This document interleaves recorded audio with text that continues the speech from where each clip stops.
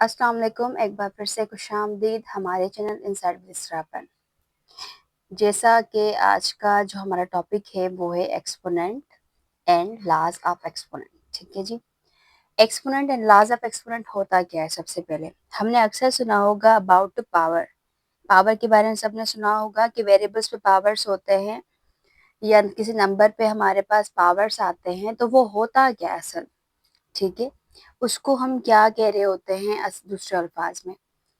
तो आज हम उसके ही बारे में डिस्कस करने वाले हैं। आज का जो हमारा टॉपिक है वो है exponent and laws of exponent.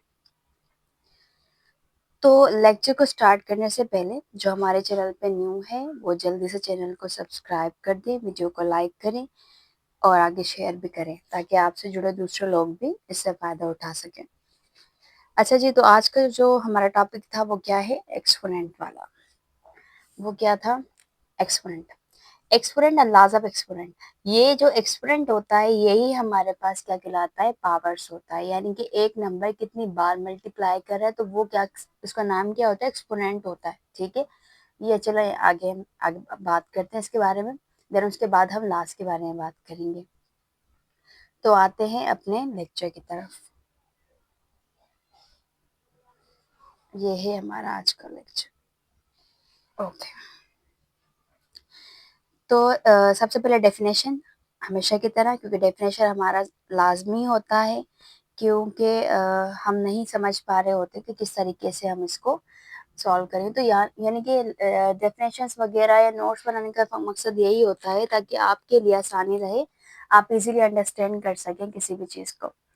Okay जी।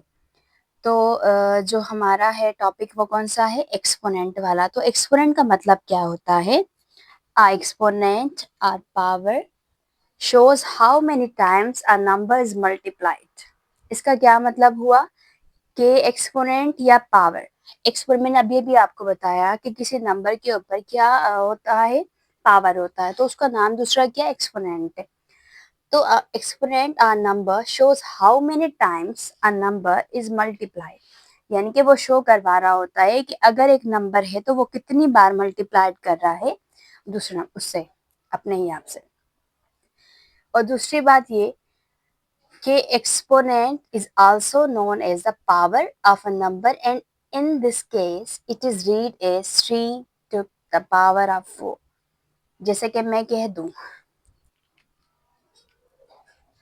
यहाँ पर कोई भी फॉर सपोज ये जो यहाँ पे लिखा हुआ है 3 पावर 4, इस तरीके 3 जो रीड है इसको किस तरह से करें? 3 to the power of 4। सही है जी, समझ आ गया? इस तरीके से हम क्या कर रहे होते हैं? इसको पढ़ रहे होते हैं। ओके, उसके बाद exponent can be whole numbers, negative numbers or fraction. Whole numbers में भी होते हैं, नेगेटिव नंबर्स में भी होते हैं, sometimes other are in fraction. Okay, fraction के बारे में पढ़ा चुकी हूँ पहले से मैं। जिसने अभी तक वो लेक्चर नहीं सुना है जल्दी से जाके वो लेक्चर्स को सुने, देखें और वीडियो को लाइक करें और कमेंट्स करके बताएं कि आपको वीडियो कैसी लग रही है। ओके जी, तो ये है हमारे पास एक एग्जाम्पल का टाइप है। ये हम सिंपल कह सकते हैं कि फॉर सपोज एक शोज द अननोन नंबर। ये कोई नंबर है, ठीक है, हमें नहीं मालूम कौन सा नंबर है। ये जो एन शो कर रहा है ये शो करवा रहा है आपके पास कि बहुत सारे नंबर, यानी कि एन टाइम्स। एन टाइम्स का मतलब होता है कि चलते ही जा रहे हैं वो। ठीक है, अच्छा, ये तो हमारे पास क्या हो गया? लिखने का तरीका हो गया। अब हमने यहाँ पे ये लिखा हुआ है कि हम इसको किस तरीके से पढ़ेंगे, या हमारे पास इसमें पावर कौन सा है और बेस कौन सा है, तो ये सारी चीजें मैं इसमें कवर करवाऊंगी आपको। तो आते हैं अपने आइडेंटिफिकेशन की तरफ कि ये है क्या। सबसे पहले आप लोगों ने सुना होगा बेस। तो बेस क्या होता है? कोई भी नंबर जो ये जो कहलाता है ये कहलाता है क्या? बेस। ठीक है जी। और हमारे पास जो ये वाला है N, N shows the power at the grow, या हम सिंपल कह सकते हैं एक्सपोनेंट। ठीक है जी। अच्छा, चलिए कोई मिसाल ले लेते हैं। अगर इसे समझ नहीं आता तो कोई मिसाल लेकर फिर समझा देती हूँ कि किस तरीके से होगा। ओके, फॉर सपोज हम एक्स की जगह पर ले लेते हैं जैसे लाइक 2। ठीक है, एन, एन की जगह पे ले लेते हैं फॉर सपोज 6। ठीक है, अब ये तो हो गया इसको क्या करेंगे हम, ये एग्जाम्पल है हमारा किस चीज का, एक्सपोनेंट का।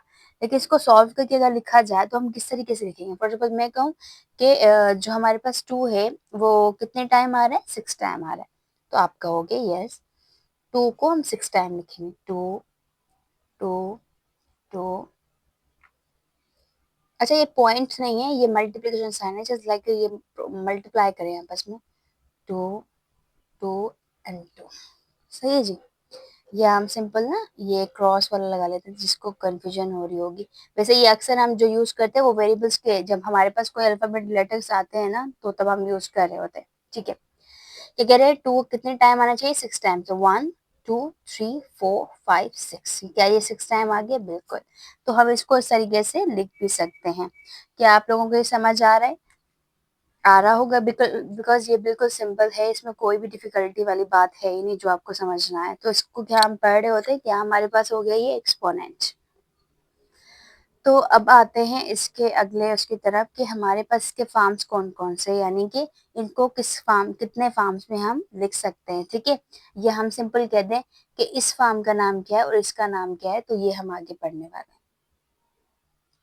तो ये है हमारे पास एक मैंने ऊपर से लिखा है general form and exponent farm.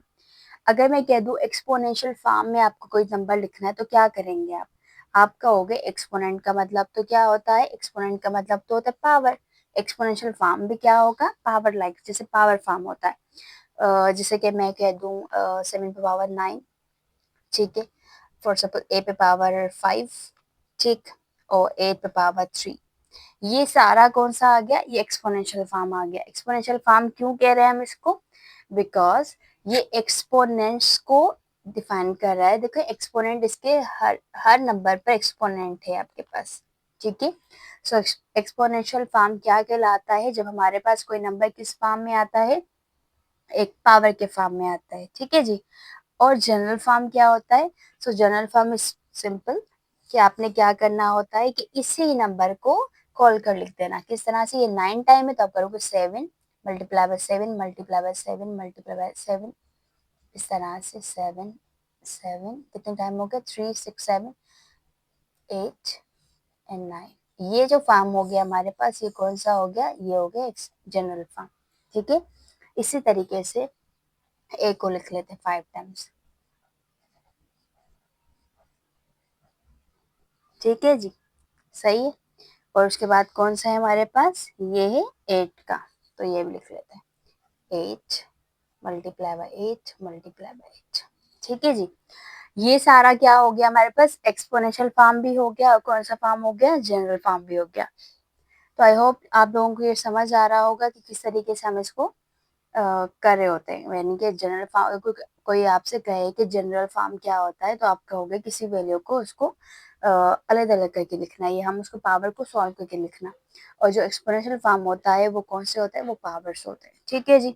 अच्छा, अब आ गया हमारे पास लास्ट, क्योंकि हमने स्टार्टिंग में डिस्कस किया था कि हम लास्ट के बारे में पढ़ेंगे।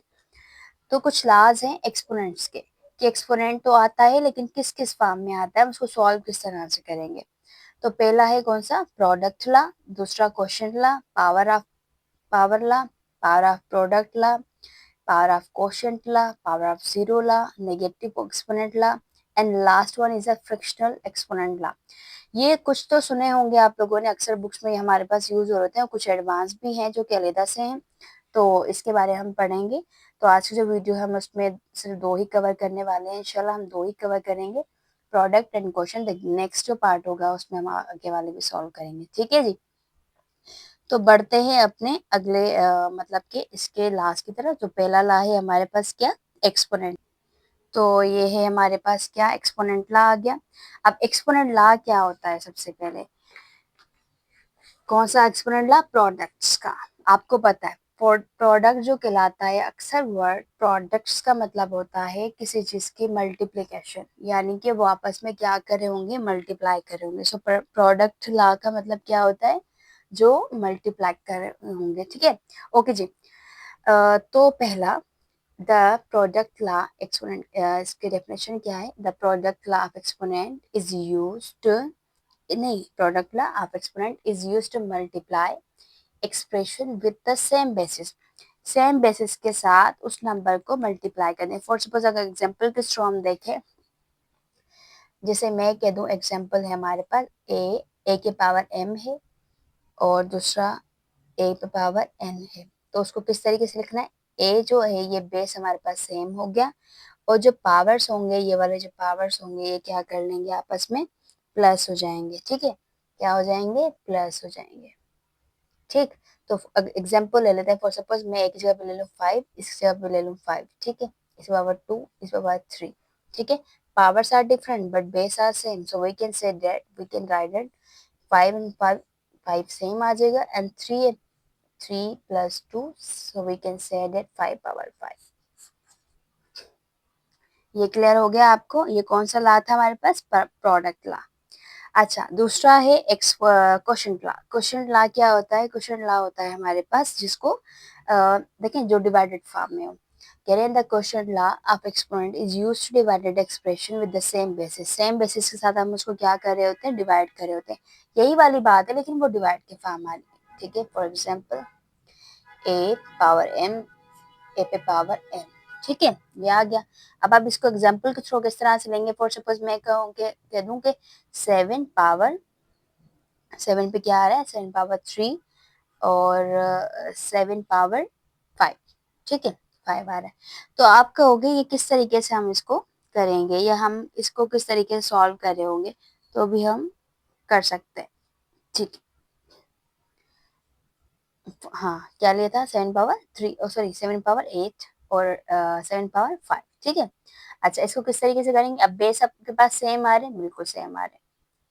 अगर और फिर हमने क्या करना है, इसमें से इसको माइनस करना है, 8 minus 5, so we can say that 8 power 3 is the answer of question experiment.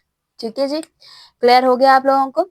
तो ये तो था आज का हमारा, इसका सेकंड पार्ट इसके बाद आने वाला है दूसरा, जिसमें हम about power of power law, power of product and power of question. Then उसके बाद जो थर्ड पार्ट होगा उसमें हम तीन लास्ट के जो हैं उनको एक्सप्लेन करेंगे। ठीक है जी, तब तक के लिए अपना ख्याल रखिएगा, मिलते हैं नेक्स्ट पार्ट के साथ इंशाल्लाह। और हमारे चैनल को सब्सक्राइब करना ना भूले, वीडियो को लाइक करना ना भूले और सबसे ज़रूरी बात कि कमेंट्स करके बताएं आपको कौन सा टॉपिक पढ़ना है हमसे, तो हम उसके लिए आपके लिए वीडियो बनाएंगे। अल्लाह हाफिज़।